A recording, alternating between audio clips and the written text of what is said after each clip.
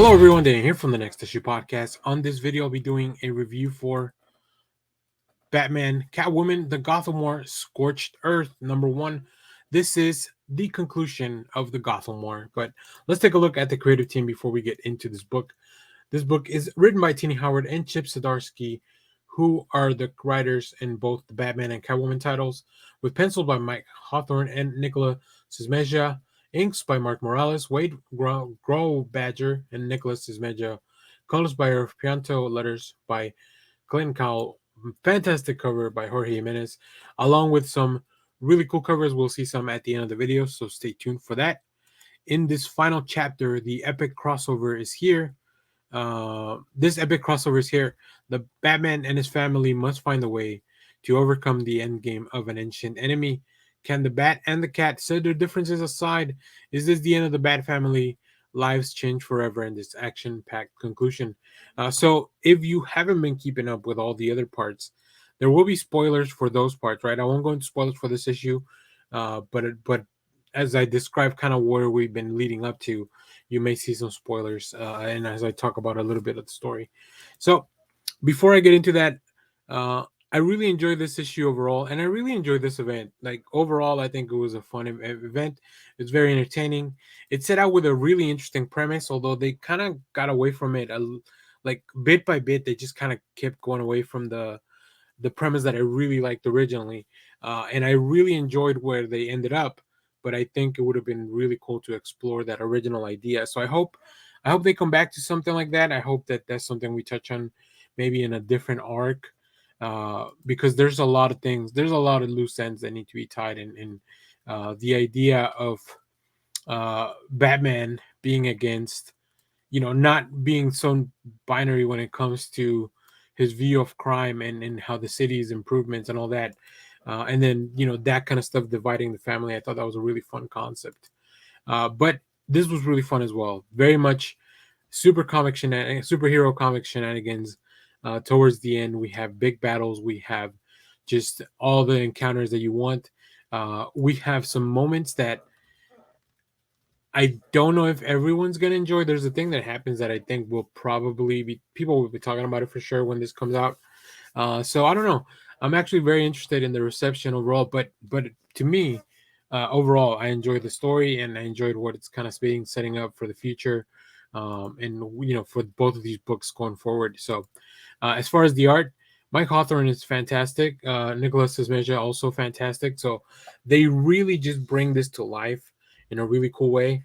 I do feel it's a little bit jarring the change from the artists that were both of the artists in the main books, although they don't have the same style. They have a very similar dynamic style, very fast and loose. Like it's a very stylized. It's a lot more stylized than both of these artists on this book. So that was a little jarring going back and forth. I know. I believe these artists both worked on on the first opening one shot. At least Mike Hawthorne for sure did. So maybe I wonder if they had to bring in a second artist for time's sake. But yeah, overall, I was happy. It's just the the inconsistent art from book to book was a little bit jarring for throughout this whole event. But like I said, the main artists on the Batman and Catwoman books have a lot more similar artists. Also, the artists that they brought in for the Red Hood the Red Hood series was also very similar in style. But let's take a look at some of the preview art so you know what I'm talking about. As you can see here, this looks very much more traditional, right? With those heavier inks, a lot more shadows. We just have even the character designs are a little bit different from what we've been seeing all throughout. I mean, and just that's because a lot of these characters, a lot of these comic artists have very distinct styles. So it definitely there's a clash here. But I really like this panel at the bottom of Two Face, just a close up on his face. I like that you can see, as we left off in the previous issue, some of the villains have raided the armory because Vandal Savage um, bought the house and found the Batcave, so like they have access to Batman stuff. You can kind of see that here, and then of course we have the discussion of Batman, Catwoman, and Jason as they are trying to figure out what they're gonna end up doing. Um, yeah, I don't know. I will say this is not my favorite design for Jason, but overall, I enjoyed the issue a lot. I think it was a really interesting way to end this story. But I do want to know what other people are thinking. Let me know if you read this whole arc, um, because there's a lot of. I feel like it wasn't set up in the best way by DC by having it start in a one shot and go through three different series and then end in this other one shot. I feel like it's very confusing. I think this will read a lot better as a trade collection, as far as the story goes. But then if you when you read it in the trade, going back from one artist to the other and changing every few pages, I think that's going to be a little jarring. So, yeah, it would have been interesting if they had been able to get like one or two consistent artists to kind of do the whole thing. So, I don't know. That's just kind of like some editorial work there. But yeah, overall, quite enjoyable. Two characters that I really enjoy, and I'm very excited to see where they go from here, and how they live with the repercussions of all the actions from this, specifically Batman, because he crossed a few lines that I was not ready for him to cross, and I don't know that he can come back from that. So we'll see. We'll see how it plays out.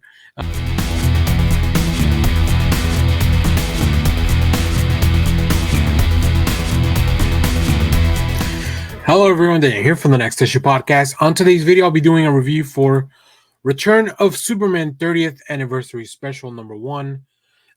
This is a book that DC is doing to celebrate this anniversary. They did one for the death of Superman a few months ago. Obviously, right after that, we had the return of Superman. We also had all these Superman showing up, and that's what this book is bringing you. So let's take a look at the creative teams behind these stories. But first, let me give you a quick synopsis.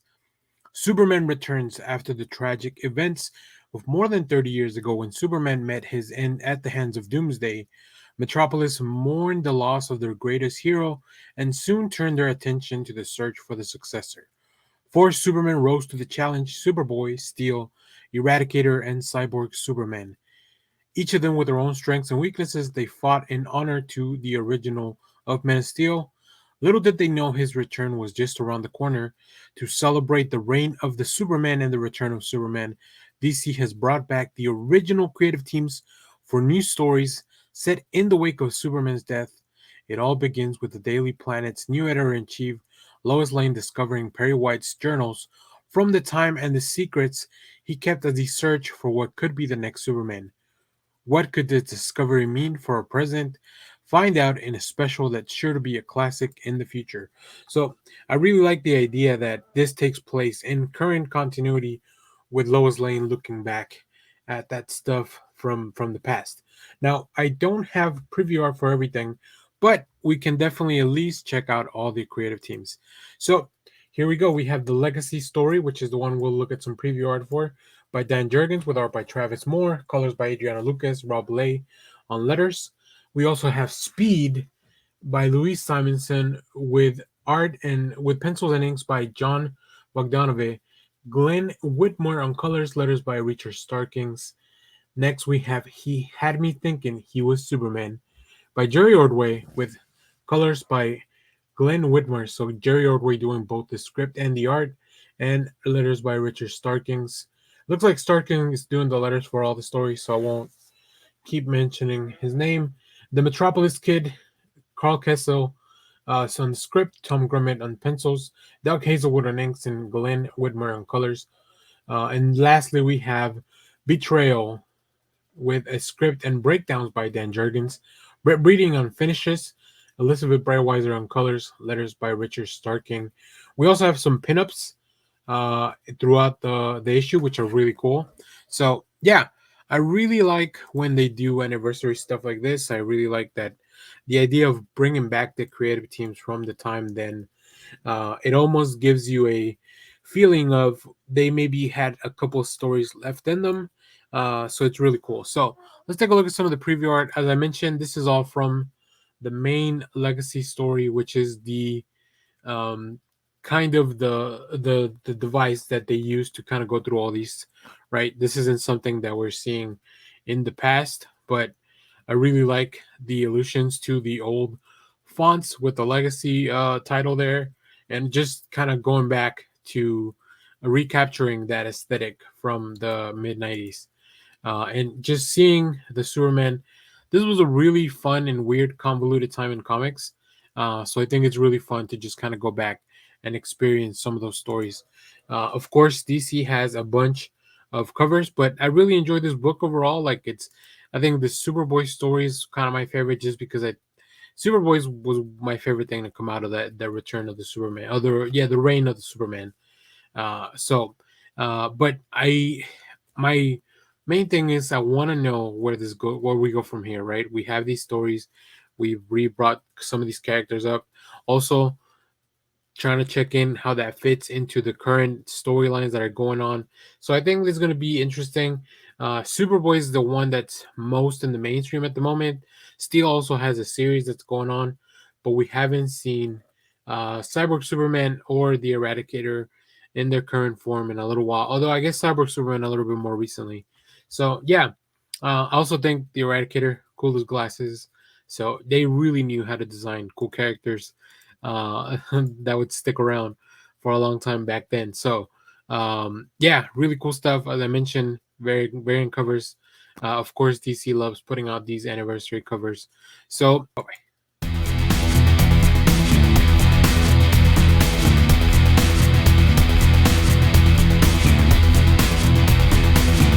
hello everyone, Dan here from the Next Issue Podcast. On today's video, I'll be doing a review for Supergirl Special #1. This is a new book from DC Comics.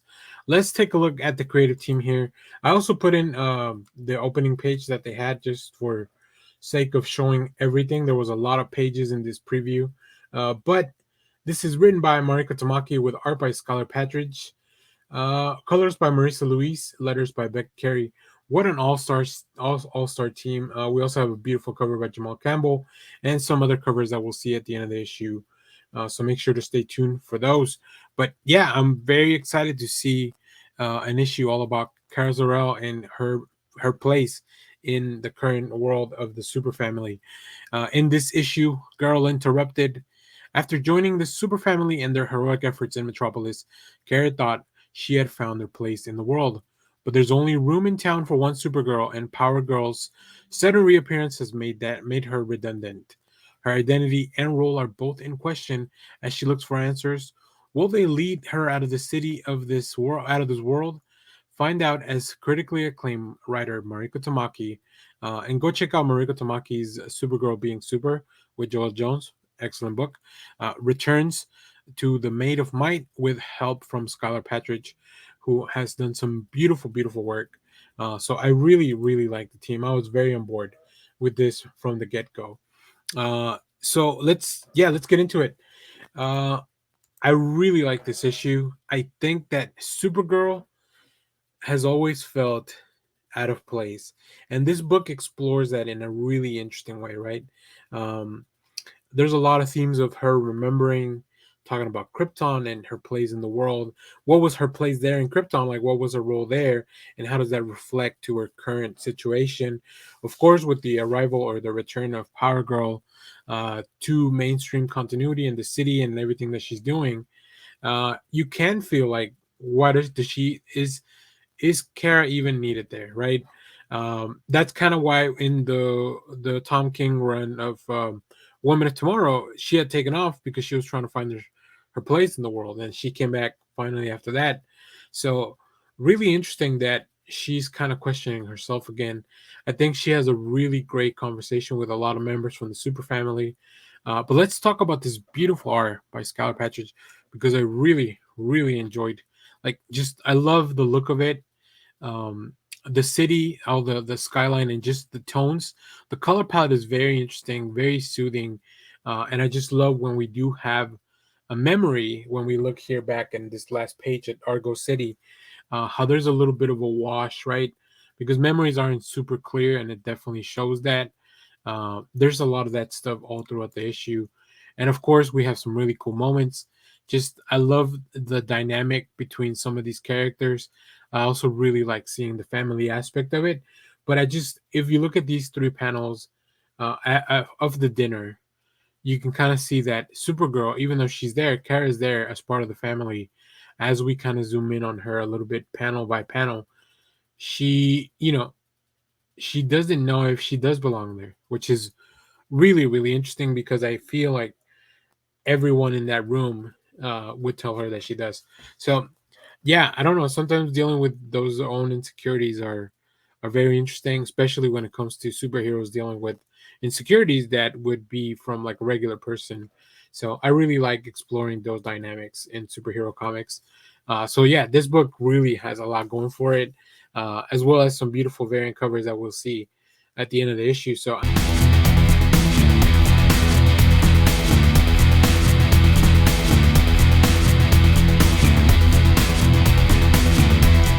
hello, everyone. Dan here from the Next Issue Podcast. On today's video, I'll be doing a review for Aquaman and the Lost Kingdom Special number 1.